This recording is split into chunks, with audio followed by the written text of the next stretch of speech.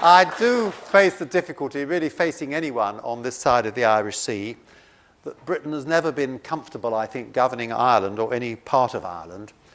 And in 1886, Gladstone, the great Liberal Prime Minister, said that the long vexed and troubled relations between Great Britain and Ireland exhibit to us the one and only conspicuous failure of the political genius of our race to confront and master difficulty and obtain in a reasonable degree the main ends of civilized life. And secondly, I think there's a feeling that the British have never understood Ireland. In 1912, an Irishman wrote to the Manchester Guardian, as the Guardian then was, claiming that 99 Englishmen out of 100 knew nothing about Ireland, and that to the average Englishman, Ireland means a troublesome island somewhere in the Atlantic, where the natives run half naked over bogs, flourishing shillelaghs, whilst behind them all lurks a mysterious conspirator known as the priest. I hasten to say this has never been my view. Now, Ireland was joined to the rest of the United Kingdom in 1801 after Acts of Union passed by the British and Irish Parliaments.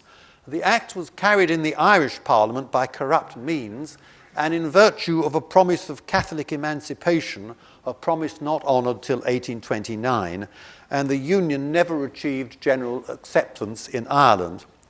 The Catholic population of Ireland regarded itself as belonging to a conquered and stigmatised people ruled by coercion, especially after the famine of the 1840s, in which 1 million died and another 1 million emigrated. Ireland lost in total around a quarter of her population. And the arrangements for governing Ireland were quite different from those in any other part of the kingdom. Because although Ireland sent MPs to Westminster, her executive and administration were in Dublin.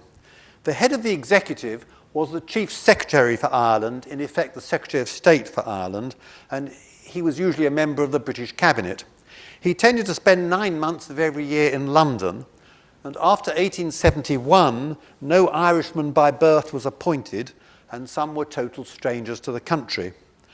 Ireland was administered by boards with members nominated by the Chief Secretary, almost always belonging to the Unionist and Protestant ascendancy. Arrangements for preserving law and order were also quite different from those in the rest of the country. The Royal Irish Constabulary, by contrast with police forces elsewhere, was a national and centralised force used for internal security and seen by many Catholics as in effect an army of occupation because most of its officers belonged to the Protestant minority.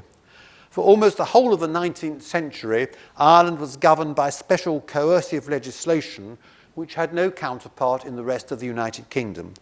And the Crimes Act of 1887 allowed the Lord Lieutenant to prohibit organisations he thought dangerous and to allow offences of agrarian violence to be tried by a magistrate without a jury. And that act remained on the statute book until Irish independence in 1922. So the government of Ireland was in form free, but in reality autocratic. The Catholic majority, although represented through MPs in the Commons, played hardly any role in governing or administering the country. Ireland, by contrast with Scotland and Wales, was not integrated with the rest of the United Kingdom. Now, in 1885, the Third Reform Act extended the vote to agricultural workers, giving Ireland for the first time a popular franchise. And when the legislation was being prepared, the Home Secretary of the Liberal government said, "There would be declared to the rest of the world in larger print what we all know to be the case, that we hold Ireland by force and by force alone, as in the days of Cromwell, only that we are obliged to hold it by a force 10 times larger than he found necessary. We have never governed, and we never shall govern Ireland by the good of its people." And after 1885, nearly every Irish constituency outside Ulster returned to the Commons a member of the Irish Parliamentary Party, a party whose main policy was Home Rule, what would now be called devolution, giving Ireland responsibility for her domestic affairs while leaving foreign policy, defence, economic policy and social security with Westminster. Now, until 1914, the Irish Party always won at least 81 of the 103 Irish constituencies and won almost every constituency outside the province of Ulster. So what was the Irish question? It's become a rather tired joke that as soon as the English thought they had answered the question, the Irish changed the question. But in reality, the question hardly changed at all, though it had two parts to it.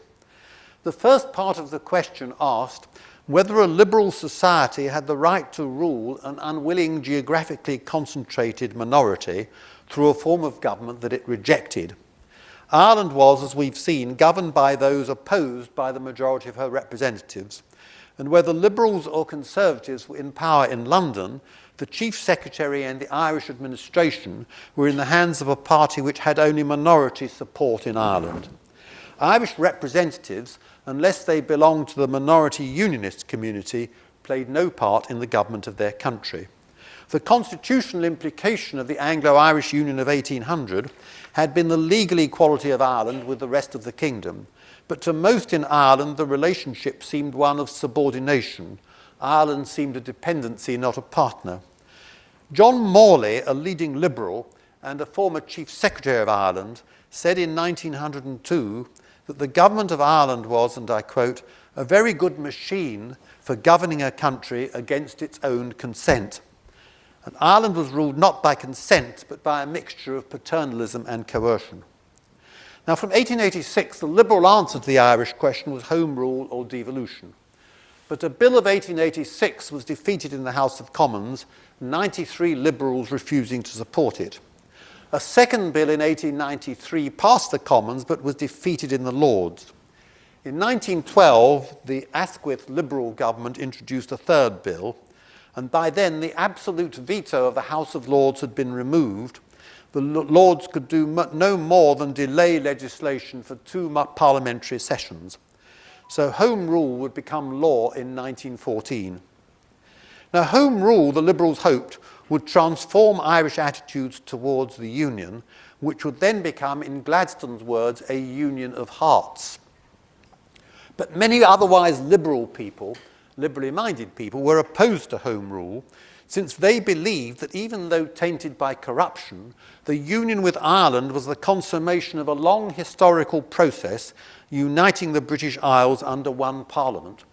Many remember the American Civil War from the 1860s, in which the South had seceded but had been forcibly reunited with the rest of the United States. Gladstone, the Liberal Prime Minister, who first formulated Home Rule proposals, had actually supported the right of the South to secede. But Joseph Chamberlain, a Liberal unionist who opposed Home Rule, was on the side of the North, and many liberal-minded people agreed with him. Germany and Italy had also been reunited by force, and many liberal-minded people had little sympathy with those who might want to break up those countries. Now, opponents of Home Rule believed it was but an unstable halfway house, a slippery slope to independence, which in the 19th century both Liberals and Conservatives opposed. Liberals saw Home Rule as preventing independence, not as a means towards it. But a Dublin Parliament, Unionists argued, would provide an additional forum for Irish nationalists. Inadequacies in the government or administration of Ireland would always be attributed to the British government's failure to provide sufficient funds or concede sufficient powers to the Irish Parliament, and the Dublin Parliament would give nationalists greater leverage to propose and agitate. Moreover, Home Rule would not be accepted by Irish nationalists as a final settlement, despite what they said. Their ultimate, albeit unspoken objective, critics suggested, was not a mere revision of the legislative relationship, but independence. And speaking at Cork in 1885, the nationalist leader Charles Stewart Parnell said, "No man has the right to fix the boundary to the march of a nation. No man has the right to say to his country, 'Thus far shalt thou go, and no further.'"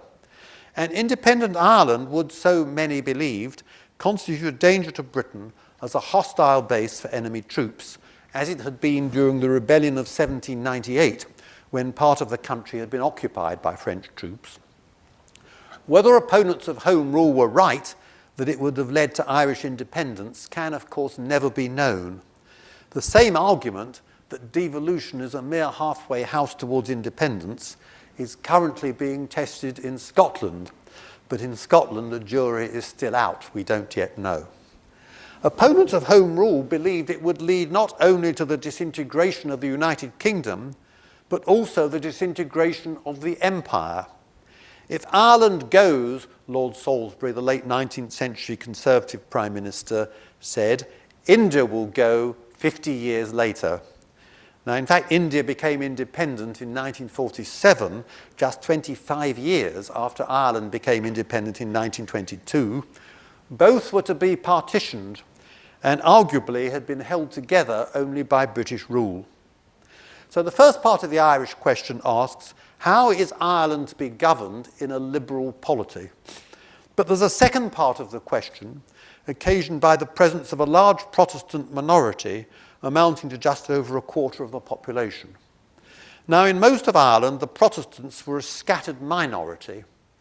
But in the province of Ulster, which constituted 9 counties, and you can see on the map, they were a majority of around 56%.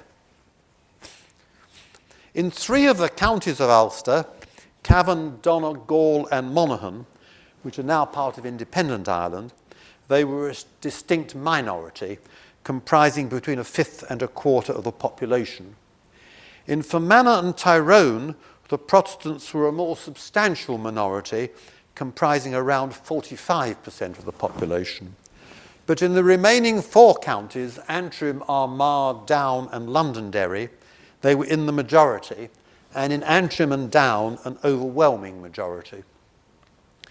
Now, nationalists tended to believe that the Protestant minority had been planted there by James I in the early 17th century to subjugate the Catholics, and were therefore an alien element in Ireland. But Unionists argued there had been an English and Scottish presence in Ulster well before the 17th century and before the Reformation. Indeed, there had, they insisted, been a Scottish presence in Ulster from earliest times, and immigration from Scotland had been fairly continuous for centuries before 1609. Nor had the plantation in the 17th century covered the whole of Ulster, since 3 of its counties, Antrim, Down and Monaghan, which is now in Ireland, had not been plantation counties at all. But the Protestant population had come to occupy the more fertile areas and the Catholics the less fertile areas, and the Protestants had come to assume the character of a dominant minority enjoying monopoly of power. The Ulster Protestants felt their main links to be with Scotland and the rest of the United Kingdom, rather than with the Catholic population of Ireland, from whom they felt separate, not only in religion, but also in nationality and ethnicity. And unlike the majority in Ireland, they accepted the premise on which the Act of Union had been based as an expression of a single British nationhood. Now, while in the rest of Ireland, the Protestant population was largely concentrated amongst the better off, in Ulster it embraced every social class. Now, in the 19th century, differences between Ulster and the rest of Ireland were accentuated as Belfast became an industrial city, while in agriculture there was a different system of land tenure in Ulster from that prevailing in other provinces. Now, from the end of the 18th century, the rise of Irish nationalism and the growth of a modern sense of Irish identity exacerbated the conflict. And although some Irish nationalist leaders, for example Parnell himself, were Protestants, Irish nationalism came to be identified with the Catholic majority, and by 1886, the terms Catholic and nationalist and Protestant and unionist had become largely interchangeable. And it's this superimposition of a nationalist conflict upon a religious one which explains the persistence and depth of the Irish problem. So the conflict between the two communities in Ireland had deep historical roots. In 1918, Lloyd George was to declare that what had begun as a family quarrel had degenerated into a blood feud. The Protestants were determined to resist submission to a Dublin Parliament, which entailed rule by men they regarded as disloyal, a view intensified when nationalist MPs cheered enemy victories in the Boer War. Protestants also believed that a nationalist government would be corrupt and priest-ridden. Home rule, they said, would mean Rome rule. And Ulster Unionists regarded Home Rule as being tantamount to expulsion from the United Kingdom. They were not mollified by being told that Home Rule was not the same as separation, and 21st century experience with Scotland may show that they were right. It is too early to tell. Now, the scattered Protestant minority outside Ulster, comprising largely the middle and upper classes, would find it difficult to resist Home Rule. But in Ulster, where opposition to Home Rule came from every section of society, Unionists could certainly resist by force.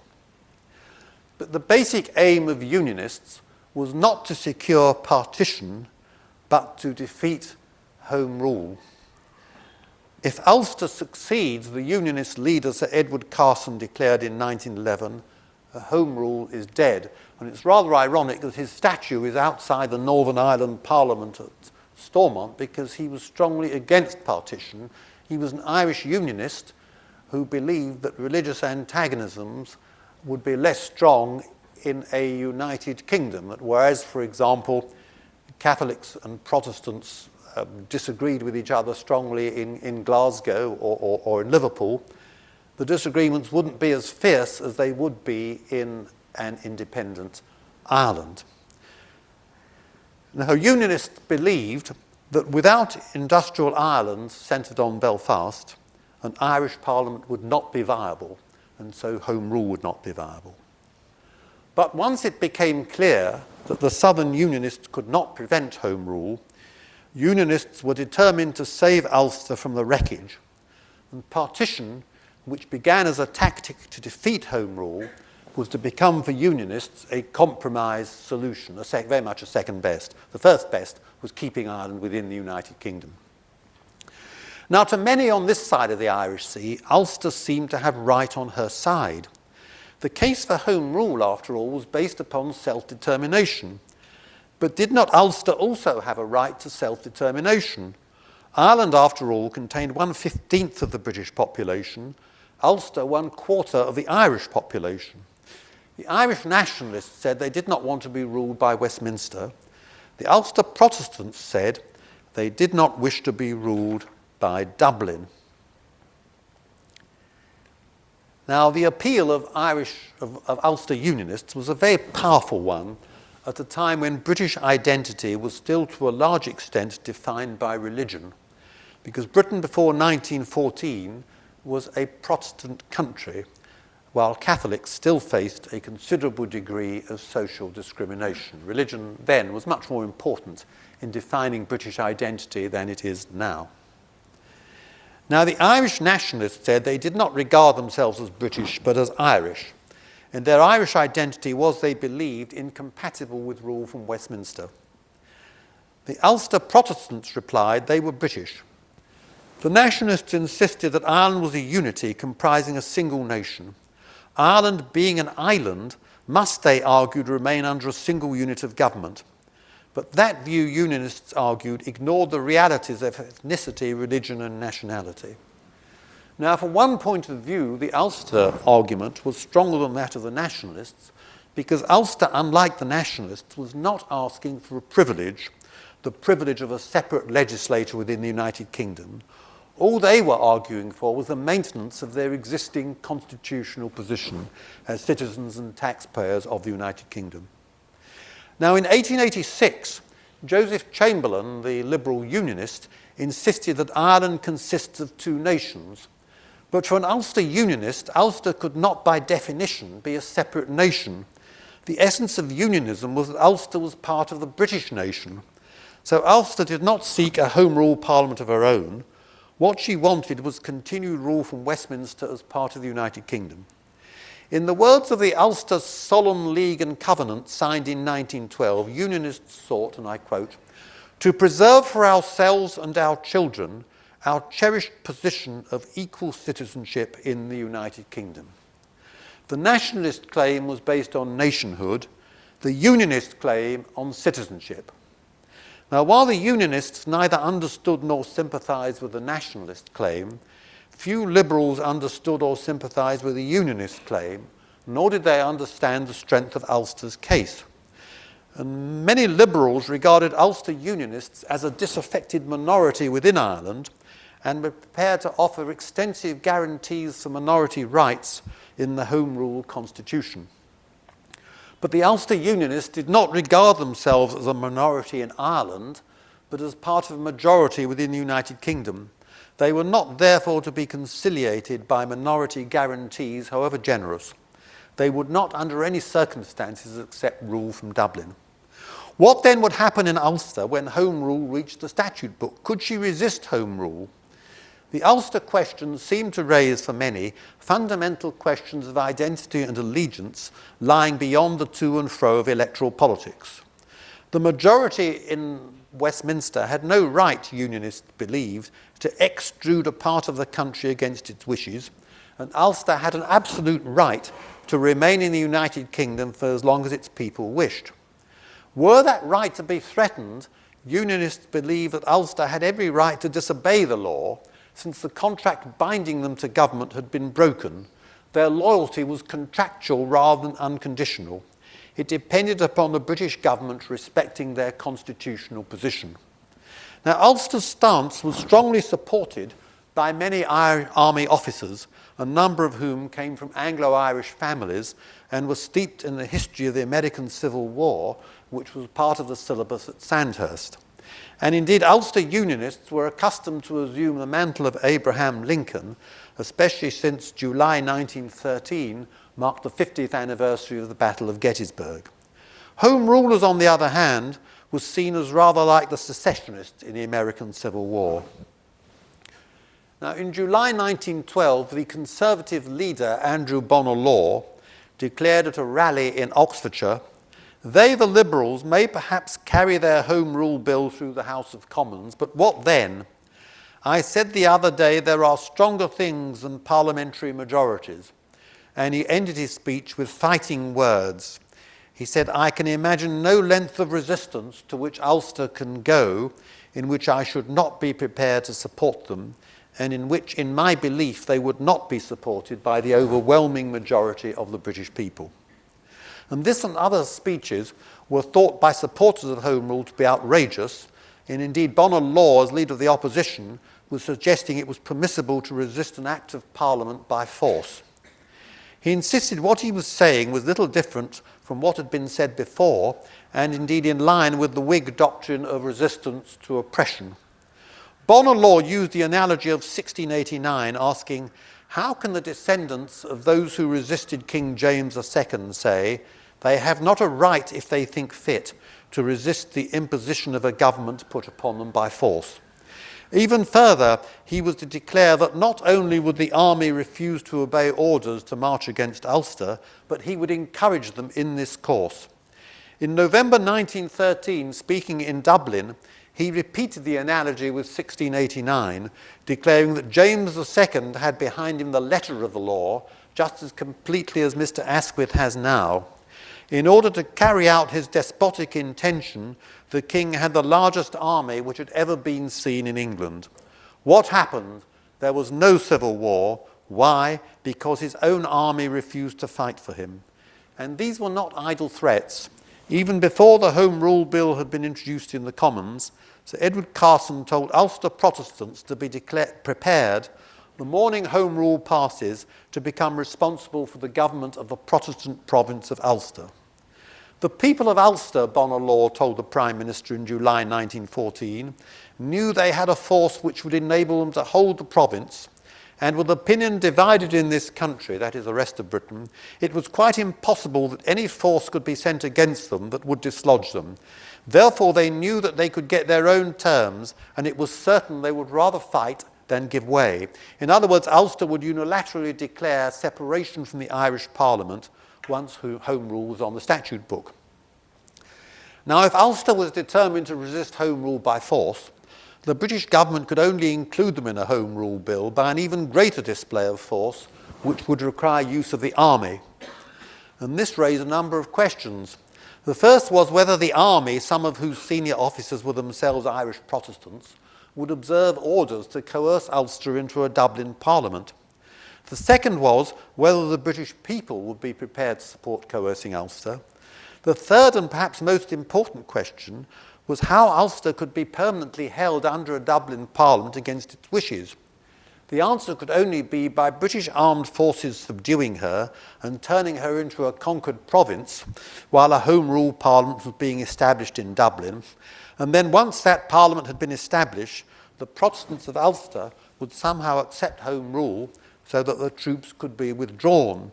Now, one only has to state such as an assumption to appreciate how absurd it was.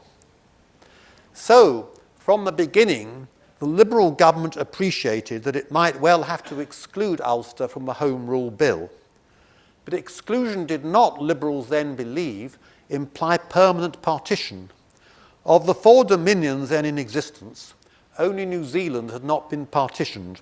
The others, Canada, Australia and South Africa, had all begun with partition, but were now unified, but unified by consent rather than by force. But exclusion raised a difficult question. What was Ulster? What counties should in fact be excluded? Now, in March 1914, Asquith, the Liberal Prime Minister, suggested a compromise. He proposed that on the petition of 1/10 of the electorate, any county in Ulster could choose to vote itself out of a Home Rule Parliament for a period of 6 years.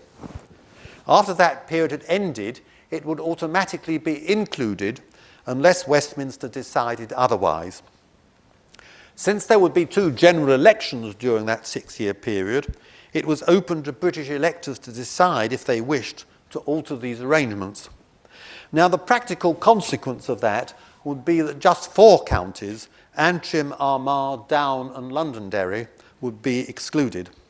But the Unionists demanded more than the 4 counties, and Carson rejected Asquith's compromise, saying, "We do not want sentence of death with a stay of execution for 6 years." Unionists objected to the fact that after the 6-year period, Ulster would be compelled to enter a Home Rule Parliament. They insisted Ulster could enter such a Parliament only on the basis of consent.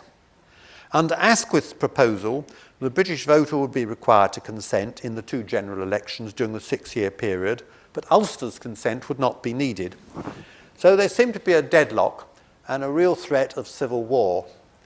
And at this stage, Winston Churchill, who was the first Lord of the Admiralty in the Liberal government, added fuel to the flames, and in a speech which he thought himself was conciliatory, actually contributed to the danger of violence. In March 1914, he said, "If Ulster seeks peace and fair play, she can find it. She knows where to find it." That was the conciliatory part of his speech. But it was drowned out by the confrontational part, which, as so often with Churchill, was the more memorable. The government's offer was, he said, its last. I do not say in detail, but in principle. Rebellion or disaffection in Ulster would be firmly put down.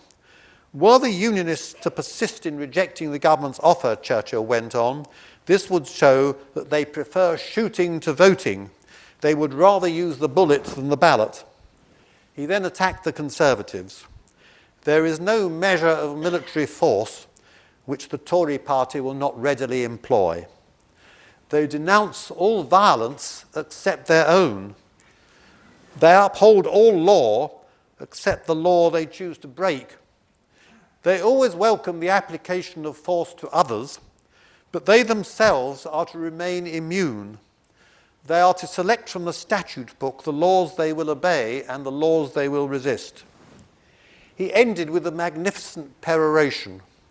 He said, if there is no wish for peace, if every concession that is made is spurned and exploited, if every effort to meet their views is only to be used as a means of breaking down Home Rule and of barring the way to the rest of Ireland, if Ulster is to become a tool in party calculation, if the civil and parliamentary systems under which we have dwelt and our fathers before us for so many years are to be brought to the crude challenge of force, if the government and the parliament of this great country and greater empire is to be exposed to menace and brutality, If all the loose, wanton and reckless chatter we have been forced to listen to all these many months is in the end to disclose a sinister and revolutionary purpose, then, gentlemen, he concluded, I can say to you, let us go forward together and put these grave matters to the proof.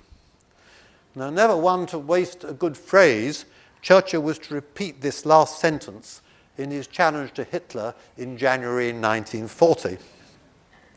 Now, this speech won him great popularity among liberals, but it inflamed the Unionists, who were led to believe that the government was about to embark on drastic measures by arresting Carson and other Unionist leaders and overawing Ulster through a display of military force.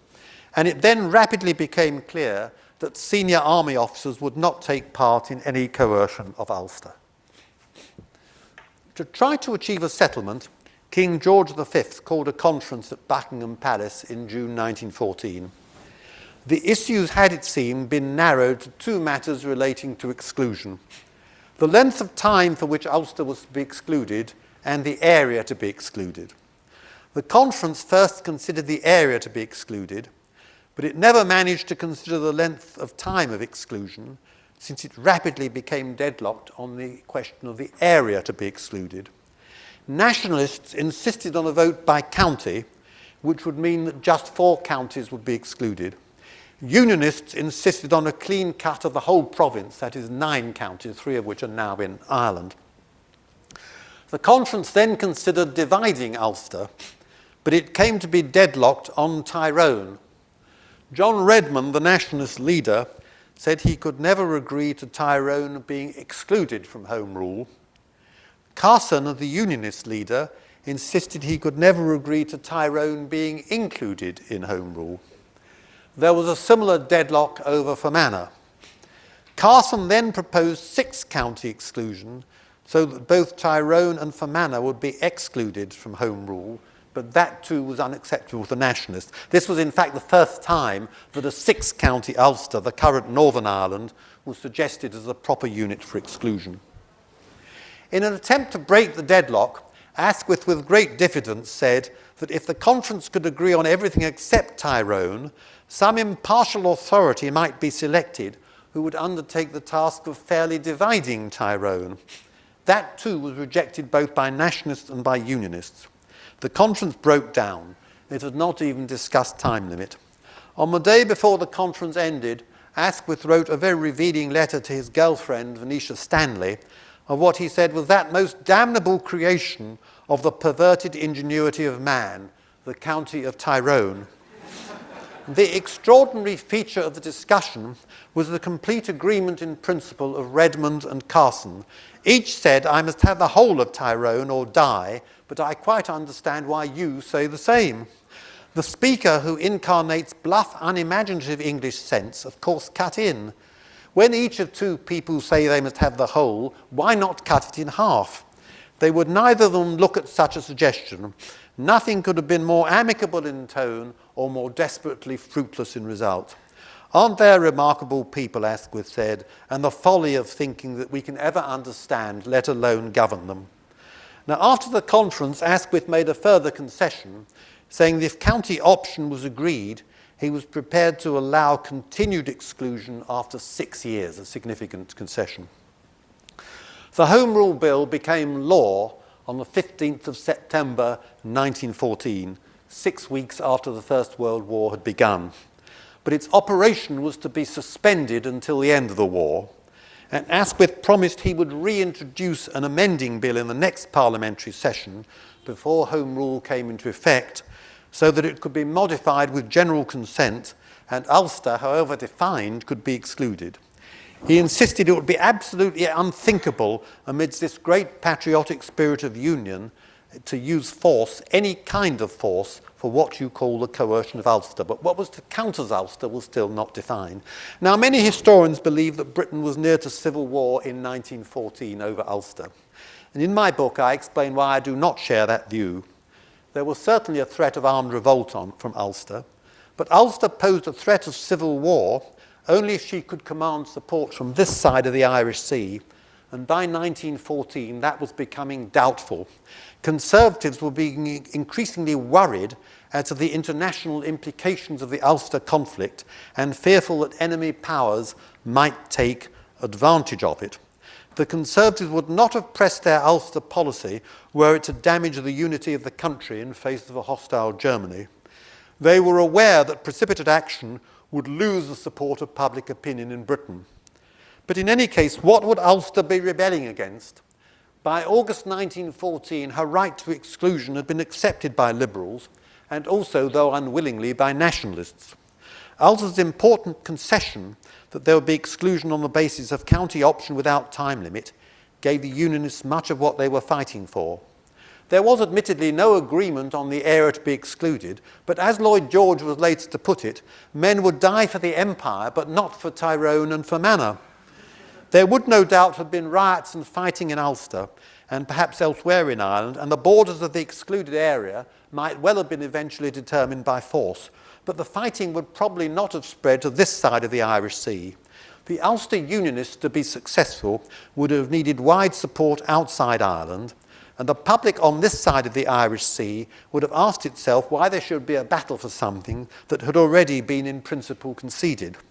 Unionists outside Ireland would not have supported armed rebellion against an Act of Parliament which was giving Ulster much of what it sought, and the public would not have supported it either.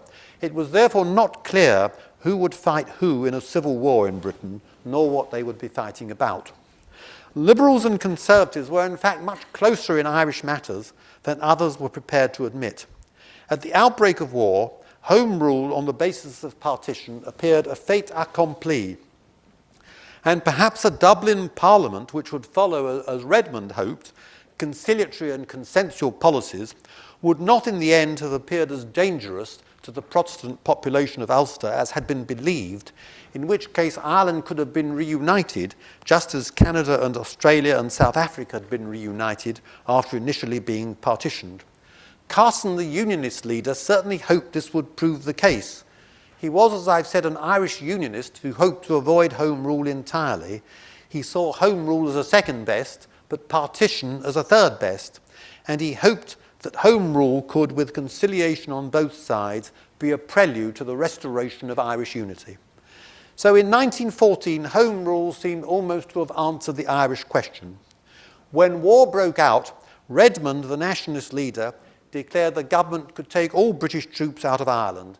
Nationalists would themselves defend Ireland, joining with Ulstermen to do so. Unionists cheered in Parliament and waved their order papers. On 18th of September 1914, the day on which Parliament was prorogued, the Labour MP Will Crooks asked MPs to sing God Save the King. The Nationalists joined in, and Crooks cried out, God Save Ireland, to which Redmond replied, and God Save England too. At Woodenbridge, County Wicklow, on the 21st of September, Redmond said, this war is undertaken in defence of the highest principles of religion, morality and right. And on the 15th of September, when the Commons was debating the Home Rule and suspensory bills, he declared, in this war, I say for the first time, certainly for over 100 years, I feel that Ireland's interests are precisely the same as yours. She feels and will feel that the British democracy has kept faith with her. She knows this is a just war. She is moved in a very special way by the fact this war is undertaken in the defence of small nations and oppressed peoples. He was thinking, of course, of Belgium and Serbia. Now, the promise of Home Rule then did much, for a short time at least, to mollify historically embittered Anglo-Irish relations. And whether Home Rule, in the absence of the war, would have proved a final settlement of the Irish question is, of course, impossible to know. It might well have stimulated an Irish demand for dominion status, independence within the Commonwealth, as was eventually to be achieved, but after much fighting, in the Anglo-Irish Treaty of 1921. Without the war, there might have been a peaceful evolution to this status, rather than the conflicts that were to ensue. The Easter Rising of 1916, the Anglo-Irish guerrilla war, the Black and Tans, and the Irish Civil War. Britain seemed to have accepted that in future Ireland would be governed by consent, not by force. and the Irish government had recognised partition in international law since 1922, but as a regrettable necessity, though partition was not to be fully and formally accepted by Irish nationalists until the Belfast or Good Friday Agreement of 1998, in which both Ireland and Britain accepted that Irish unity could only be achieved when a majority in Northern Ireland consented to it. Irish voters agreed in a referendum to amend Articles 2 and 3 of the Irish Constitution, which had laid claim to the whole island of Ireland. And it may be argued that the Belfast or Good Friday Agreement yielded a retrospective mandate for partition and retrospective legitimation of the solution so tortuously reached by 1914, a solution which recognised as far as was possible the right of self-determination of both nationalists and unionists. But the war changed everything, and after the war, Home Rule was to be implemented, ironically, only in the 6 counties of Northern Ireland, which would in fact have preferred continued rule from Westminster.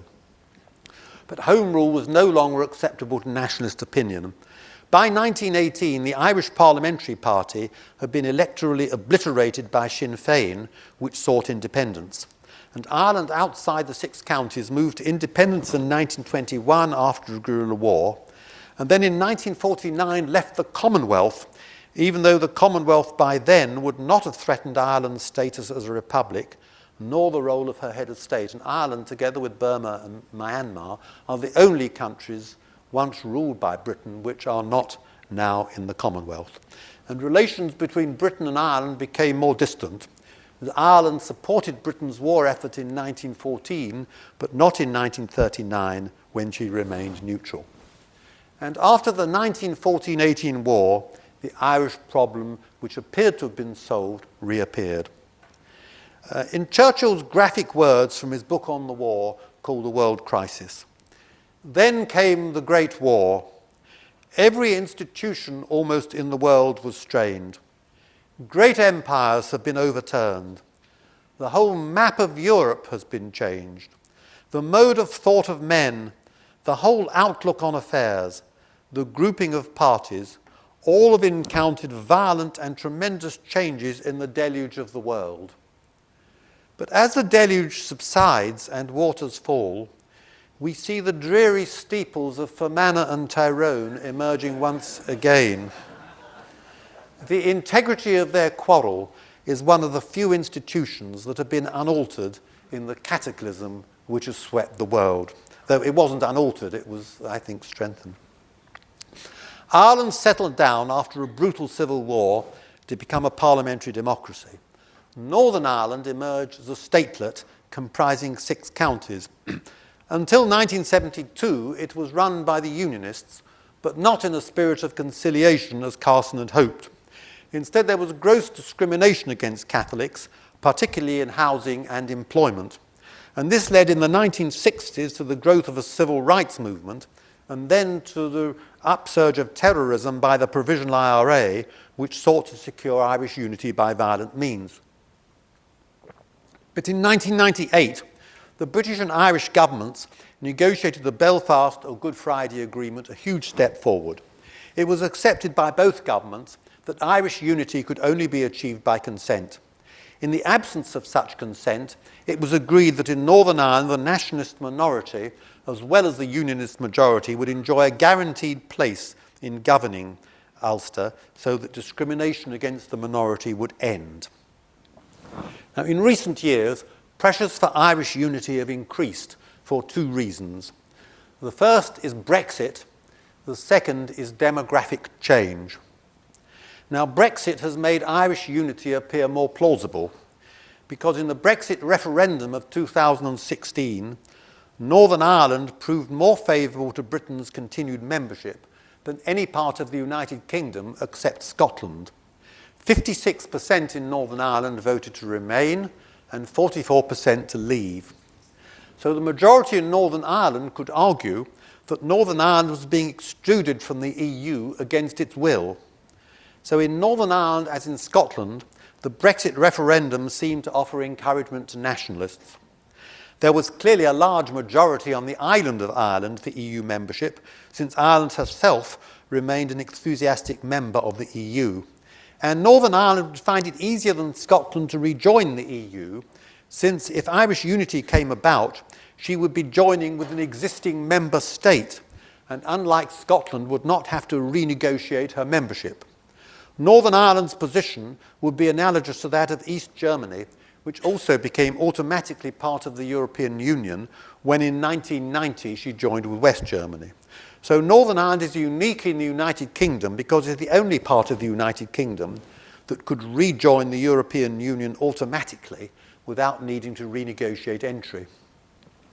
Now, the Northern Ireland Protocol, which is part of the EU withdrawal agreement between Britain and the EU, negotiated by Boris Johnson in 2020, provides further encouragement to nationalists, because under its provisions, Northern Ireland remains in the EU internal market and also, in effect, in the EU customs union. So the island of Ireland becomes a single economic unit.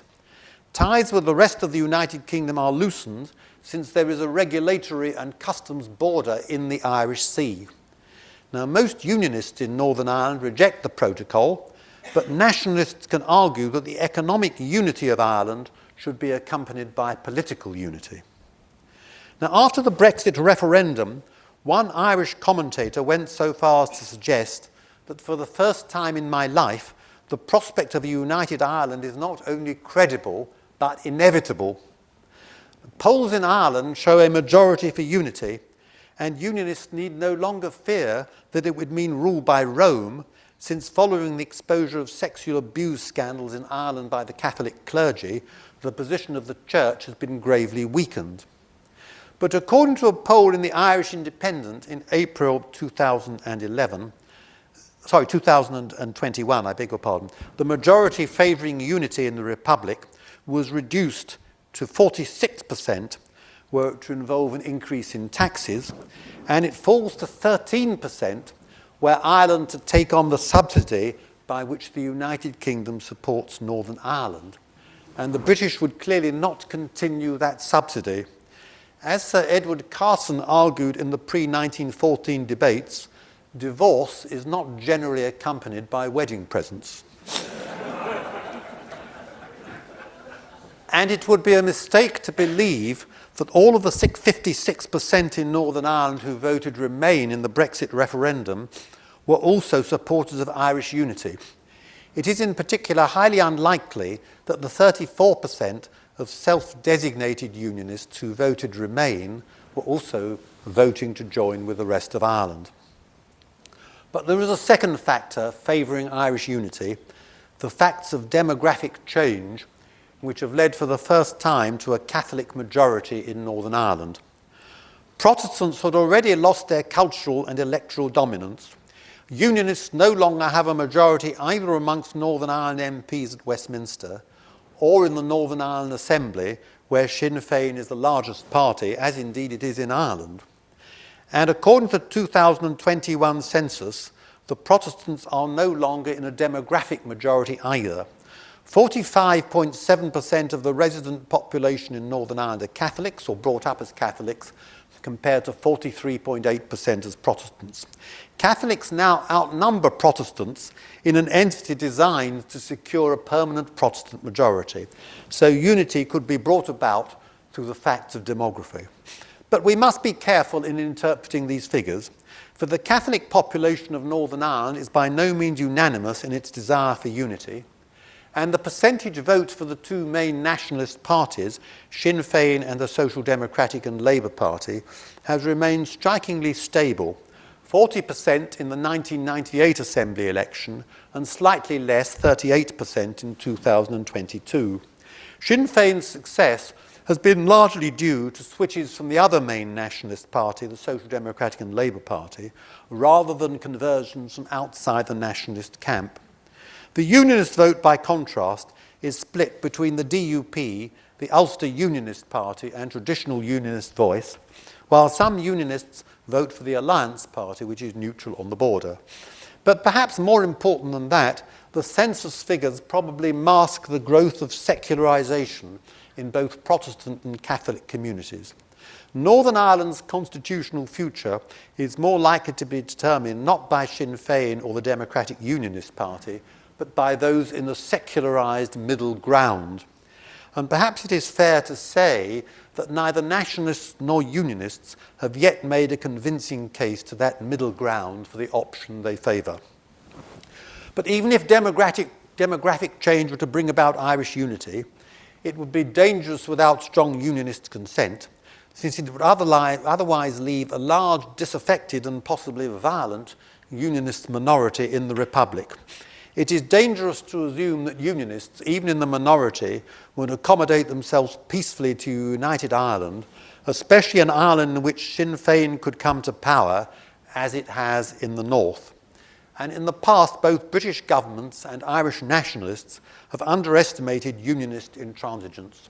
The resistance to Home Rule before 1914, the resistance to the Sunningdale Agreement after 1973, which provided for power sharing between the two communities in Northern Ireland, and resistance currently to the Protocol, which caused rioting in Ulster in 2021, rioting which ended only out of respect when the Duke of Edinburgh died. In 1993, the then Taoiseach Albert Reynolds declared that stability and well-being will not be found under any political system which is refused allegiance or rejected by a significant minority of those governed by it. And that was true of Northern Ireland in the years of unionist dominance. It could also be true of a united Ireland which contained a large disaffected unionist minority. And perhaps calls for Irish unity undermine the prospects for reconciliation between the two communities in Northern Ireland, a reconciliation which is desperately needed between communities, some of which lead very separate lives.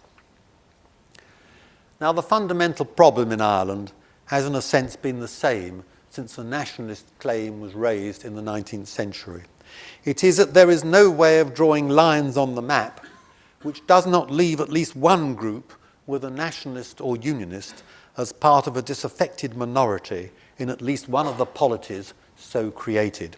The problem was blurred when Britain was a member of the EU, since the border in Ireland was becoming of less importance.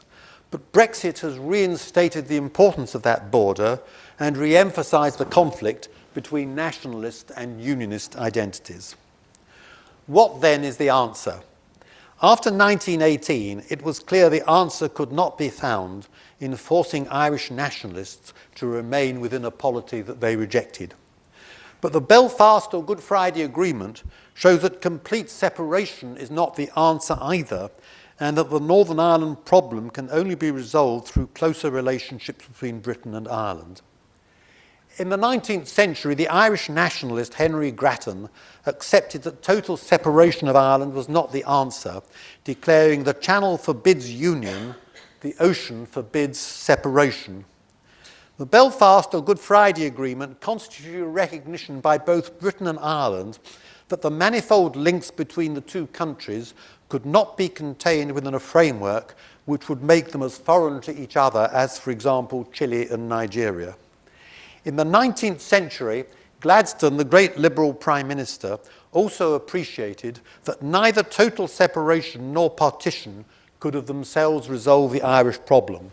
Instead, a permanent solution would require both the recognition of separate national identities, but also their transcendence in a wider framework through institutions which, while expressing separate identities, also provided for expression of the ultimate interconnection between all the peoples living in these islands. And that permanent solution has still to be achieved. Thank you.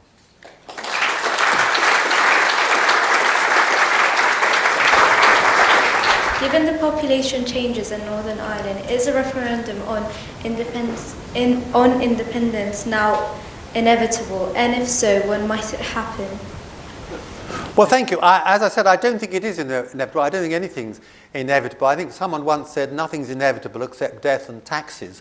But I don't think it is inevitable, and I don't know to what extent the whole of the Catholic population favours Irish unity. There's no pressure, I think, at the moment, even from the Sinn Féin party, for an immediate referendum on that question. I think there's no doubt that Brexit and the demographic changes have made Irish unity more likely, but I don't think it's necessarily inevitable. The nationalists say, Sinn Féin certainly say, that unionist identity could be preserved in a united Ireland, but that isn't easy in a country which is a republic outside the Commonwealth, because for many unionists the monarchy is very important.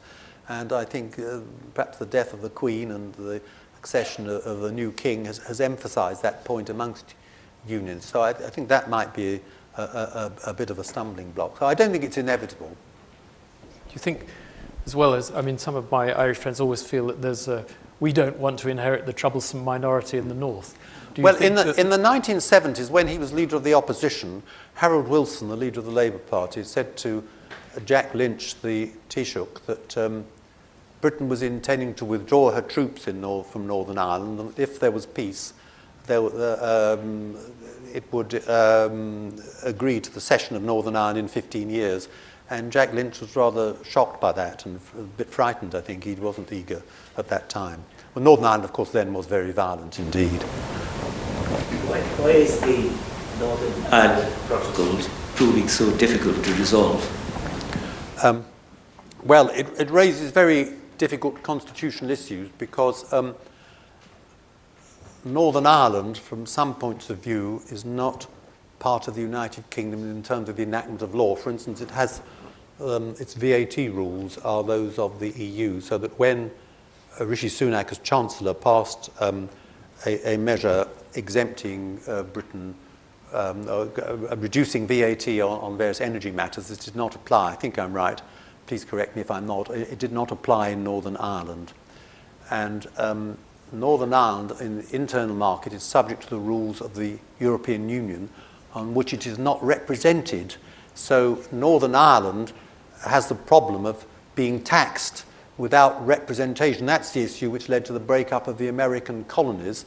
And furthermore, internal market rules, where there are disputes decided by the European Court of Justice, which is a foreign court from the point of view of the United Kingdom now, because we're outside the European Union. So it does raise very serious constitutional issues for Northern Ireland. There are also arguably economic problems, so you may say Northern Ireland's got the best of all worlds by being in the EU internal market, but I think the Unionists consider it raises constitutional issues which threaten their position in the United Kingdom with a regulatory and customs border in the Irish Sea. And you have to ask the other members of the EU whether the French would agree to a customs and regulatory border cutting Alsace-Lorraine off from France, or the Germans cutting Bavaria off from Germany. And there's an irony in it, really, because traditionally Irish nationalists were opposed to the partition of Ireland, but they're not necessarily opposed to the partition of the United Kingdom. So I think there are very, very serious issues which need somehow to be resolved. You've emphasised several times the importance or the impact of Brexit on some of these issues. The way in which the British government at the time relied upon the tiny group of people called the DUP, in that must have had a disproportionate political impact on the consequences for both Ireland and the UK. How do you feel about that? Well, that was after Brexit occurred, of course, and one of the problems that Theresa May had was that I think the main reasons for rejection of her proposals with regard to Brexit, which would have kept Britain in the EU customs union, was the question of the backstop, which MPs would not accept. It seemed to give the Irish government a veto over certain matters relating to Northern Ireland, and I think without that, Theresa May's deal would have got through. Now, Boris Johnson signed a different deal, which makes Northern Ireland economically, in effect, separate from the rest of the United Kingdom. It's ironic that a strongly unionist leader signed that agreement. Whether he read it isn't clear, but he signed it. He signed it. But both John Major and Tony Blair, who were antagonists politically, spoke in Northern Ireland before the referendum and said, if Britain leaves the EU, this will make the Irish problem more difficult to resolve. Now, in a sense, Northern Ireland listened because it voted strongly to remain in, but it was outvoted by the rest of the country. And Northern Ireland, Scotland and London were the only three areas which voted to remain. But it's fair to say something not often noticed, their turnout rates were amongst the lowest, three of the four lowest turnout rates were in Northern Ireland, Scotland and London. If turnout rates had been higher, the result might have been different. Thank you so much for a fantastic overview and lecture, Professor. One thing that I was going to ask was, on the subject of referenda, is that they held a referendum, I think, in 1970 or 1971 for reunification in Northern Ireland, and I was quite surprised to see that when I...